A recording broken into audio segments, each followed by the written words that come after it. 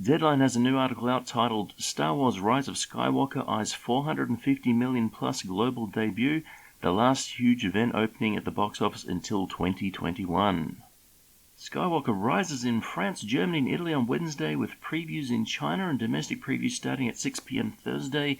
Broken out, the expectation is at least $200 million in the US, Canada, with an asterisk, it says that, and $250 million abroad. This includes about $20 million expected from China, which has not warmed to the space saga despite Disney's best efforts to create a following. The article goes on to say that stateside advance ticket sales are on par with The Last Jedi 4 days before opening and indicate a $200 million opening, despite the fact that tracking has the J.J. Abrams directed ninth prequel at only $175 million. Interestingly, the article also goes on to talk about a little bit about the percentage share of the box office that the distributor is getting. It says that I hear from exhibition sources that Disney is enforcing a 4-week engagement play in each venue's largest auditorium for a film rental of 65%. That means 65% of the money it earns at the box office for the first 4 weeks will go back to Buena Vista or Disney. Theaters are to provide no passes for the first 2 weeks of engagement, no discount tickets outside of theaters, 1 weekly discount night. So no discounts except probably on the general Tuesday discounts most places do. 3 trailers must play on every print of Skywalker, Call of the Wild, Black Widow, and Mulan, and any breach of these rules will result in a film rental of 70%. So Disney will get 70% of the money if you don't play those 3 trailers. What isn't mentioned here is what the percentage goes to after the first 4 weeks. It'll probably dramatically drop after that, which is fine for most films because after 4 weeks the box office run is pretty much done anyway. But that is where the actual theaters earn a lot more money if the film has long legs and goes past the first 2 weeks, or in this case the first 4 weeks. That's where the actual theaters will see a larger percentage share of what the earnings are. So let's take a look at where this $450 million that they're projecting at deadline will put it with other films.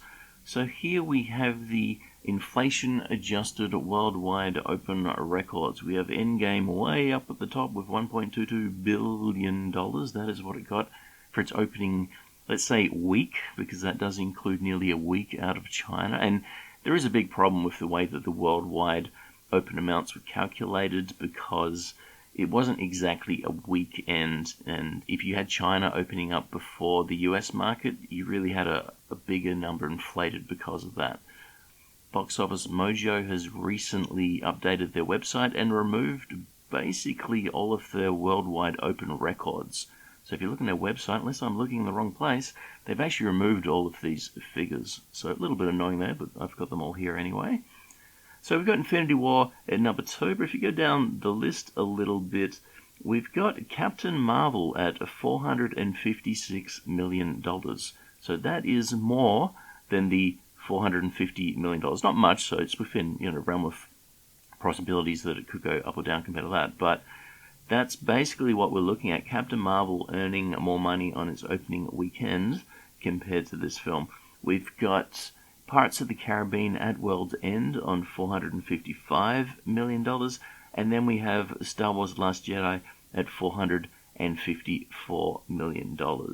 Slightly under that, and underneath the $450 million total deadline has here, we have Batman v Superman at $445, and then we have the original Avengers with an inflation-adjusted opening weekend with $441 million. So that's roughly where they're putting the film in there, around about number 10, 11, 12th biggest opening ever. Now, the main reason the opening weekend isn't going to be spectacular for it, and it is the reason why The Last Jedi's opening weekend wasn't better, is because the Chinese market doesn't like Star Wars.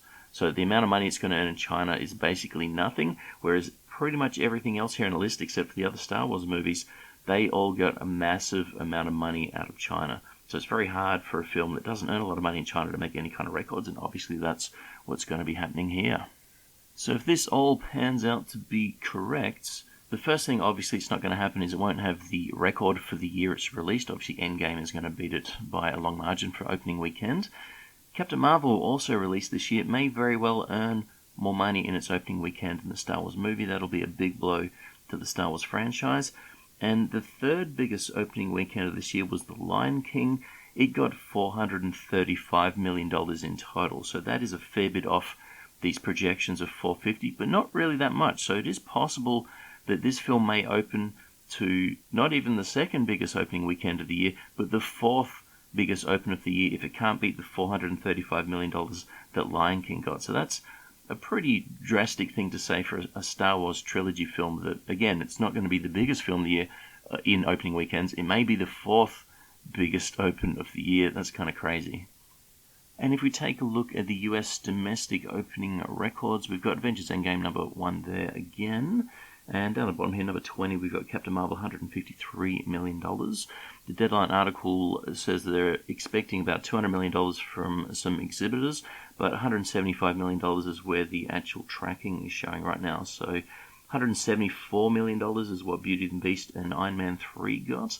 So that would put it around about the 12th biggest US domestic open, a little bit behind Captain America Civil War. And if we look around about the $200 million mark, that puts it slightly behind Black Panther in the 8th position, slightly better than what The Lion King did this year. And then we have, obviously, the other Star Wars movies there, Star Wars Episode 8, The Last Jedi, $220 million, and Star Wars Episode 7, The Force Awakens, $247 million. So still a fair bit of room between what these estimates are saying as normally happens, but somewhere in there is where they're predicting it will fall right now. Another thing we can look at is what is the interest of the films based on the YouTube trailer views. So here we have the last trailer for The Last Jedi and the last trailer for The Rise of Skywalker. They were both released around about 2 months before their movies were put out, so it's a very similar like-for-like comparison. And you would expect that the newer movie, because it's 2 years newer, would get more views if the interest was the same, just because in general terms YouTube is getting used by more people. And you can see quite clearly here that The Rise of Skywalker views are underneath The Last Jedi's views. Another way we can represent the same data is by looking at the percent difference between the views. The red arrow in these charts indicate where The Mandalorian was released. So these two charts show the same data, just the bottom chart is zoomed in more so you can see it a bit more exaggerated. But it looked like before The Mandalorian was released, and also the Jedi Fallen Order game was released about the same time, before their releases, it looked like it was getting around about 77% of the interest that the previous film's trailer got on YouTube, and it was flattening out a bit. It was still going up a little bit, but going fairly flat.